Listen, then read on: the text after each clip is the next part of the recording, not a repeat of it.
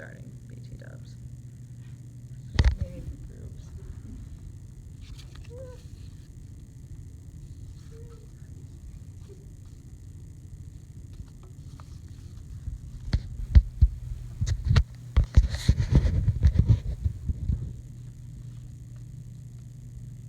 After being shook by her abusive mother, Emily, a 17-month girl, was thrown into a small, confined room with no food or water. Scared and confused, she curled up in a ball, trying to preserve the little bit of body heat she still possessed. To some of you, this situation may seem all too familiar. To others, it might seem like a whole new world. However, we must be aware of the fear and loneliness that children feel through child abuse. Since studying this for the last few months, I've become very passionate about this subject. Child abuse affects the child mentally for the rest of their lives. However, negative aftermaths can be avoided with positive outlets. Let's begin by looking at the brain. The brain is affected through child abuse, and in our brain is the limbic system. The limbic system is like the memory chip within our head. This is where we store and sort our memories.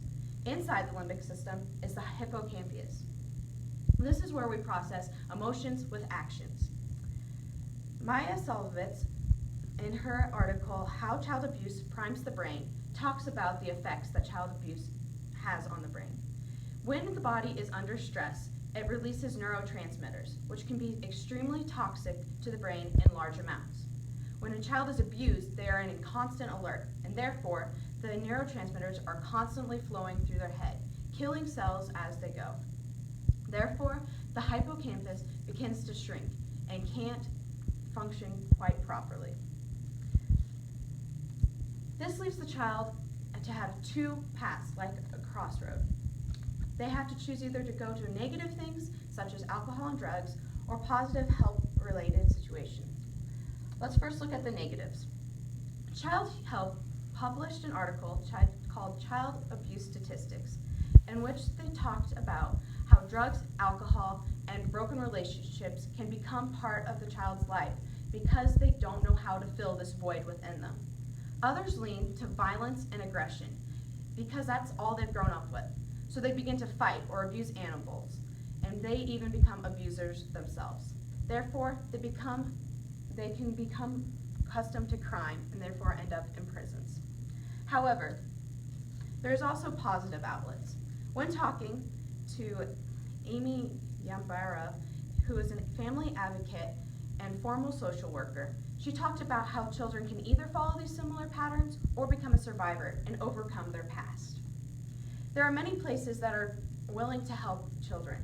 Therapists and doctors are highly trained to help them overcome their past, as well as many organizations such as the Matthews House. But when I talked to Amy, she also talked about how it has to be a choice of the child's. They cannot just go without wanting to be recovered. They are the reason that they are there, and they have to choose to follow this path.